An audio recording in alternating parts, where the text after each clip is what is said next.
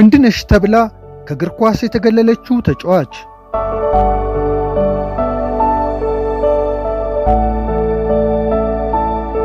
መሳይ ተመስገን ድሮ ሰፈር ውስጥ ኳስ ስትጫወት አያያዟን አይቶ ያላደነቀ ይቺ ልጅ ትልቅ ቦታ ትደርሳለች ያላለ አልነበረም። በትምህርት ቤት ጨዋታዎች ድንቅ እግር ኳሰኛ እንደሆነች ለማስመስከርም ጊዜ አልፈጀባትም። ኳስ ከመግፋትና ከመለጋት ያለፈው የእግር ኳስ ጥበቧ በፍጥነት ወደ ትልቅ መድረኮች ወስዷታል። ከትምህርት ቤት ወረዳ፣ ከወረዳ ዞን፣ ከዞን ክልልን ወክላ ለመጫወት የወሰደባት ጊዜ እጅግ በጣም አጭር ነበር። ፕሮፌሽናል እግር ኳስ ተጫዋች ሆና የኢትዮጵያ ሴቶች ፕሪሚየር ሊግ ላይ ስትሳተፍም በቶሎ ነበር።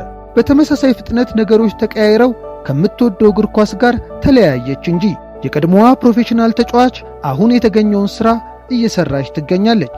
ታዲያ ነገሮች እንዴት በዚህ ፍጥነት ተቀየሩ? ስለ ቀድሞዋ የሐዋሳ ከተማ መቻልና የኢትዮጵያ ብሔራዊ ቡድን ድንቅ ተጫዋች መሳይ ተመስገን በሃሚንግ ስፖርት የስፖርተኞች ግለ ታሪክ ይዘንላችሁ እንቀርባለን። ይጠብቁን።